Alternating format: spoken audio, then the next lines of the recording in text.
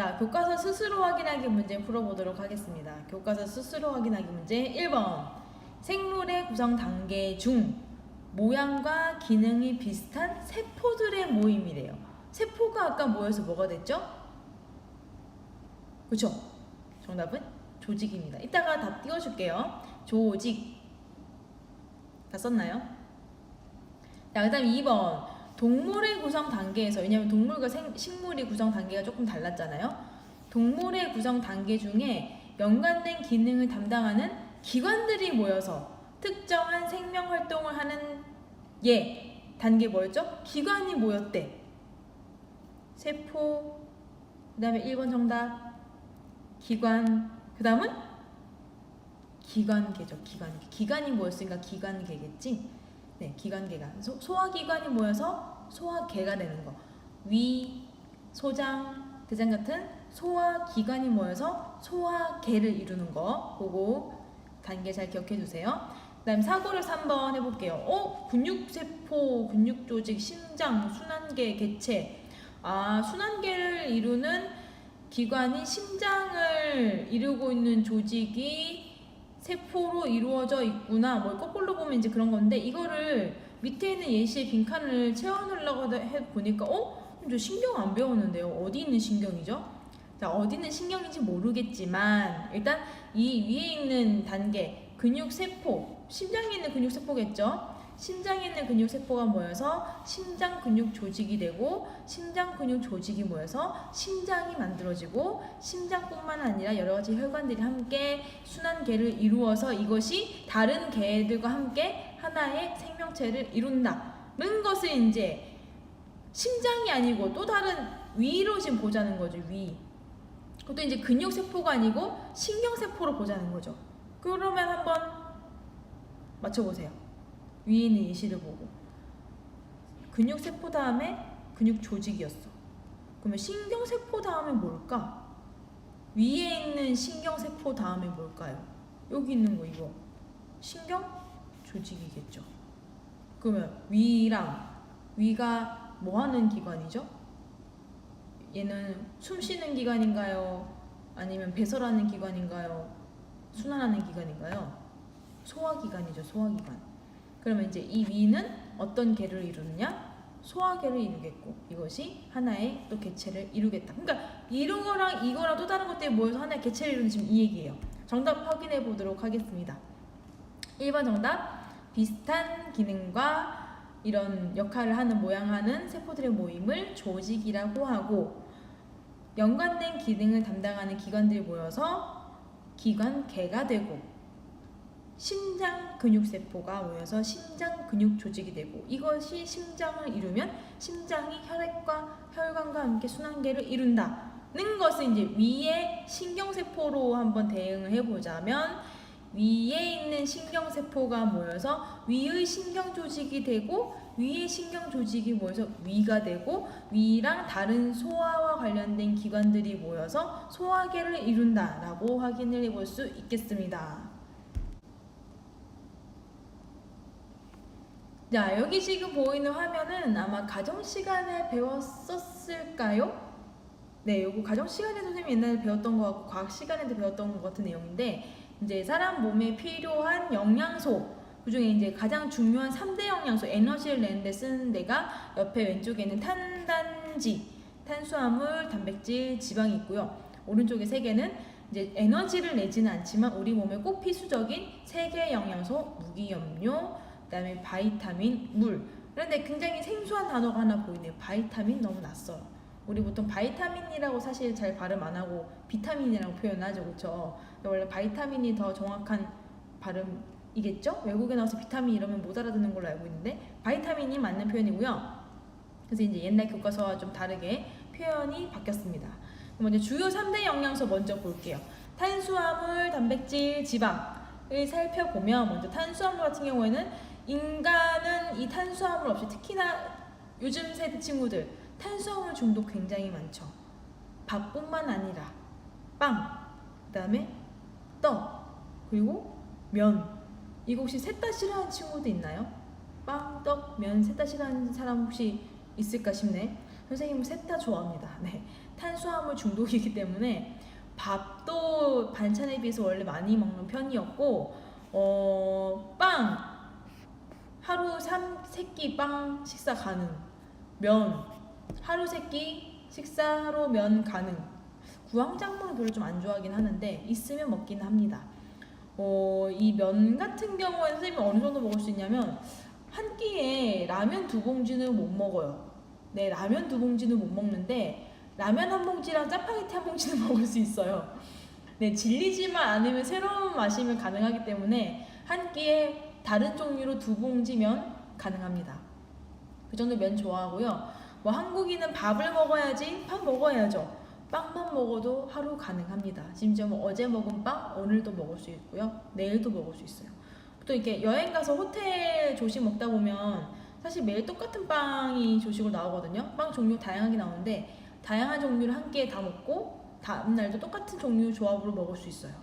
빵과 면을 굉장히 좋아하는데 이게 사실은 건강에는 탄수화물이 그렇게 좋은 편은 아니라고 합니다. 물론 꼭 중요하긴 한데 왜냐면 가장 첫 번째로 사용되는 에너지원이기 때문에 일단 먹기는 먹어야 되는데 과하게 먹으면 결국 이게 몸에 살을 찌우게 되고 혈당도 높이게 되기 때문에 사실 이게 이제 어떤 빵이냐, 그래서 정제된 가루로 만든 빵이냐, 정제되지 않은 가루로 만든 빵이냐, 혹은 밥도 정제된 쌀로 지은 밥이냐, 그렇지 않은 곡물로 지은 밥이냐에 따라서 이 우리 몸에 주는 영양적인 결과가 다르기 때문에 상당히 신경을 많이 써서 우리가 식사를 해야 되더라고요.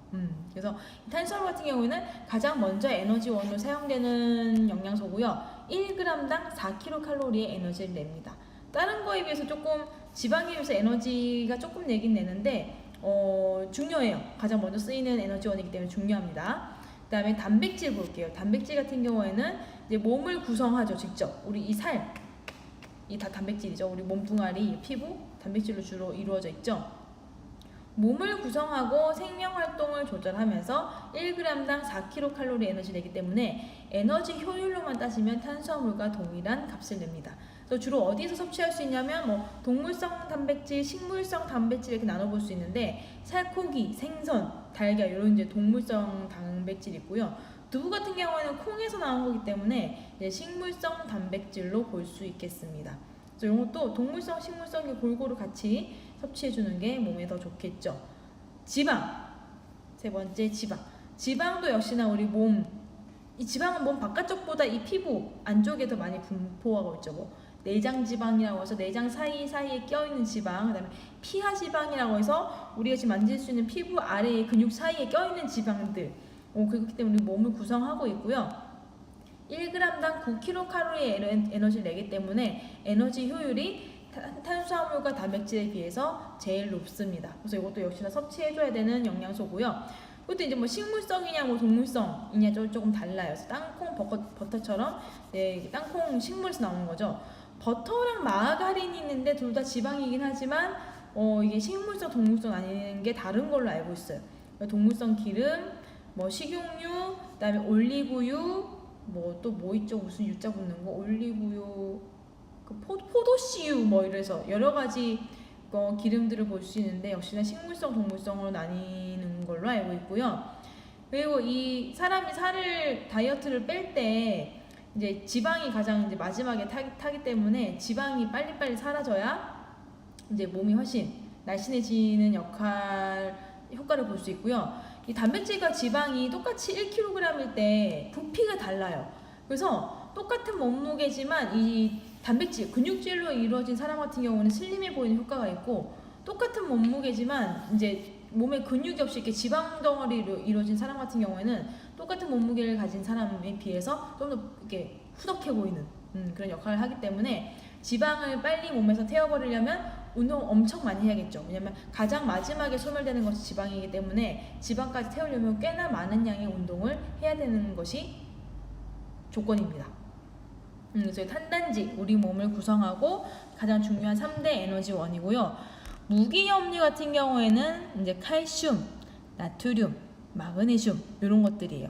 뼈랑 치아를 구성하기도 하고 우리 몸의 생명활동, 그러니까 이 혈액이 뭐 드나드는 그런 것도 마찬가지고 이런 무기염류들이 있어야 체내 활동이 원활하게 이루어지기 때문에 우리가 영양제를 통해서 섭취해야 할 만큼 중요한 요소입니다. 그래서 이런 것들은 멸치, 다시마, 우유 이런 거에 많이 들어있고요. 밸런스 있게 섭취하기가 어려워서 많은 사람들이 종합 비타민을 통해서 같이 섭취하고 있죠. 이 비타민과 함께. 그래서 바이타민이라고 이제 명칭이 다르고요.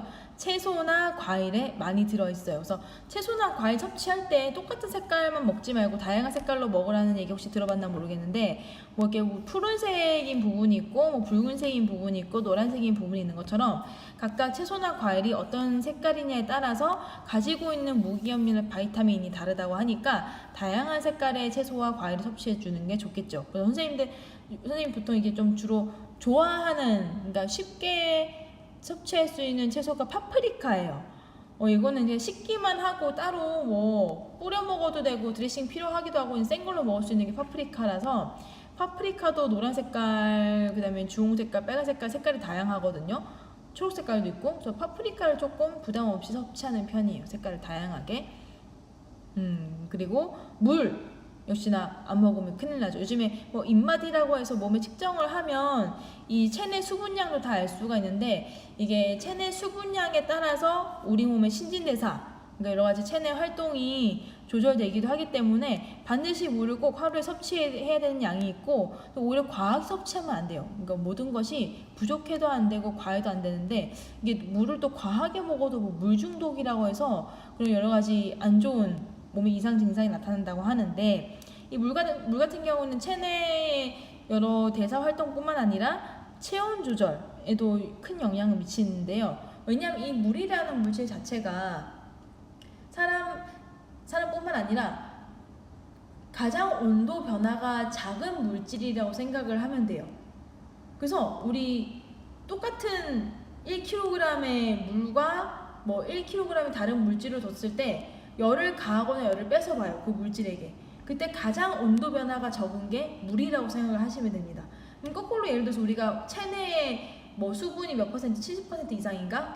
많은 양이 사실 수분이 이게 차지하고 있는데, 이게 이제 중요한 이유가 추울 때, 더울 때 외부 환경에 의해서 쉽게 체온이 변하면 안 되겠죠. 왜냐면 사람이 체온이 유지가 돼야 되잖아요. 너무 높아도 안 되고 너무 낮아도 안 되죠. 근데 만약에 이 수분량이 부족하게 되면 그만큼 체온 조절이 잘 안 되기 때문에 건강이 나빠집니다. 그러니까 건강이 응급한 상황이 발생하게 되겠죠. 그래서 체내 수분량을 일정하게 유지해줘야 그만큼 체내 온도도 적당하게 유지가 되기가 쉽다라는 것을 짚고 넘어가도록 합시다. 그래서 우리가 이 집 6가지 영양소는 뭐 하나도 빠짐없이 다 중요한 것이기 때문에 충분한 양의 식사와 다양한 영양소 섭취를 통해서 건강한 몸을 이룰 수 있도록 우리가 식습관에 많은 노력을 기울여야 될 것 같아요.